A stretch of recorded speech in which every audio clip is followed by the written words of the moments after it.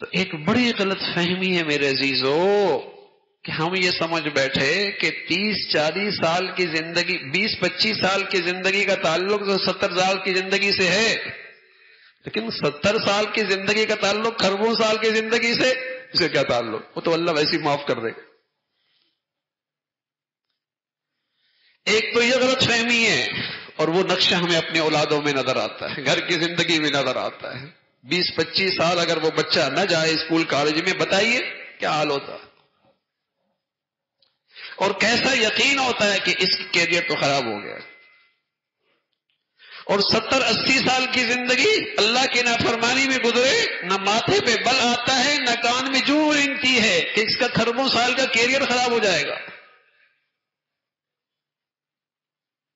اور دوسری غلط فہمی یہ ہے کہ آج جس زندگی کے رات دن سے گزر رہے ہیں، ہم سمجھتے ہیں اس رات دن کی زندگی کا تعلق مادی اسباب سے ہے، مادی وسائل سے ہے، زندگی کی ظاہری نقشوں سے ہے، بدن سے نکلنے والے اعمال سے کیا تعلق؟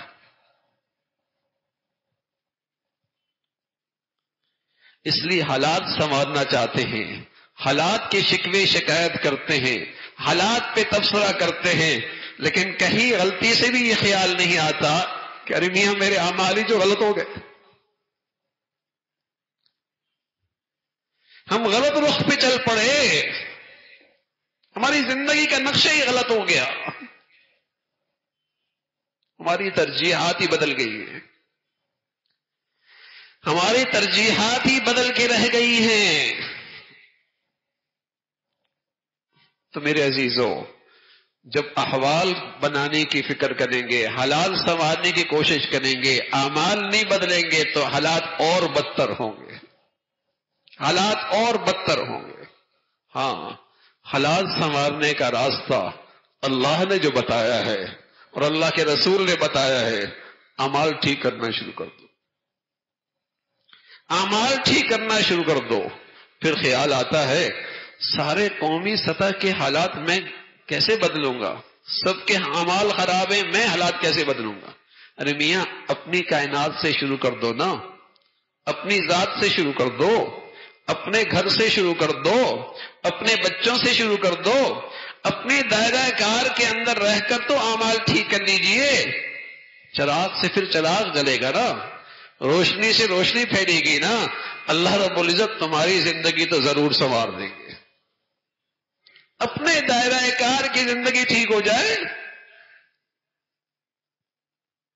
حالات بدلتے ہیں، بدلیں گے، فرد کے بھی بدلیں گے، گھر کے بھی بدلیں گے، نجی زندگی کے بدلیں گے، قومی زندگی کے بھی حالات بدلتے ہیں جب اعمال بدلتے ہیں، جب ظاہر باطن میں اللہ کی فرما برداری آتی ہے۔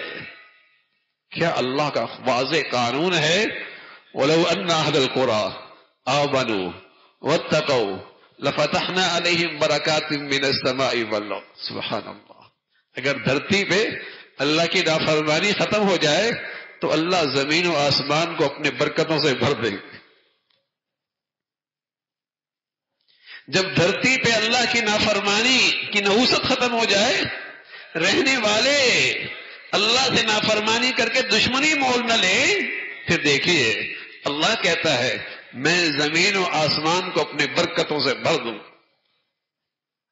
آپ علیہ الصلوۃ والسلام فرمایا کرتے تھے ان العبد لیحرم الرزق بذنب یصیب، آدمی نافرمانی کرتا ہے تو رزق سے محروم ہو جاتا ہے۔ آپ کہتے ہیں رزق تو نافرمانوں کے پاس بہت ہوتا ہے، اور اللہ کے نبی کہہ رہے ہیں آدمی نافرمانی کرتا ہے تو رزق سے محروم ہو جاتا ہے۔ مفتی شفیع صاحب رحمۃ اللہ علیہ مفسر قرآن ہیں، بڑے آدمی فرمایا کرتے تھے رزق سے محرومی کا مطلب یہ ہے، یا تو یہ ہوتا ہے کہ رزق چلے ہی جاتا ہے، یا یہ ہوتا ہے کہ رزق اتنا گرا ہو جاتا ہے کہ خرید سے، ہاتھوں سے خریداری سے مشکل ہو جاتی ہے، یا یہ ہوتا ہے رزق تو بہت ہو جاتا ہے لیکن یہ اس کا چوکیدار رہ جاتا ہے، استعمال نہیں کر سکتا، یہ اس کا نوکر رہ جاتا ہے، فائدہ نہیں اٹھا سکتا، صرف سوپ پی سکتا ہے، صرف سوپ پی سکتا، دیکھ سکتا ہے، کھا نہیں سکتا۔ اس سے فائدہ نہیں اٹھا سکتا.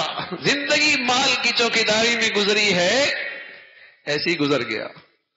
نہ آخرت بنائی، نہ اس سے لذت ملی، نہ ایمان سنوارا، نہ ایمان کے لحاظ سے بچوں کی تربیت کی، یوں ہی ضائع کر دی زندگی. رزق کے اندر نافرمانی سے یہ نحوست آ جاتی. تو اللہ کے نبی سچ کہہ رہے، نافرمانی سے رزق میں برکت نہیں رہتی، رزق میں خیر نہیں رہتی، نفع نہیں رہتا، دیکھنے میں بہت نظر آتا. جب نافرمانی زندگی سے ختم ہو جائے، اللہ اس رزق کو مبارک فرما دیتے، مبارک فرما دیتے ہیں. آدمی اس سے ایمان بھی بچتا ہے، آدمی کی زندگی اصلاح بھی ہوتی ہے، اس کی اولادیں بھی ایمان کی زندگی گزارتے ہیں، اور سب سے بڑھ کر اللہ رب العزت اسے خاتمہ ایمان نصیب فرما دیتے. تو میرے عزیزو، اللہ نے اور اللہ کے رسول نے ایک بڑا علم دیا ہے کہ اس زندگی کا اگلی زندگی سے گہرا تعلق ہے. کھربوں سال کا کیریئر بنانا چاہتے ہو، اس زندگی کو اللہ کی نافرمانی پہ، اللہ کی فرما برداری پہ لے آؤ. اور 60-70 سال کی زندگی سنوارنا چاہتے ہو، اس کا تعلق بھی اعمال سے ہے. احوال سنورتے ہیں، اعمال سنورنے سے حالات ٹھیک ہوا کرتے ہیں. اعمال کے ٹھیک ہونے سے جس قدر اعمال انفرادی اجتماعی زندگی کے ٹھیک ہوتے چلے جائیں گے، اللہ حالات بھی سنوارتے رہیں گے. اللہ ہمیں اپنے نبی کی اور اپنے مولا کی بات پہ اعتماد اور یقین نصیب فرما دے، اور اس پر عمل کرنا آسان فرمائے. وآخر دعوانا الحمدللہ رب العالمین.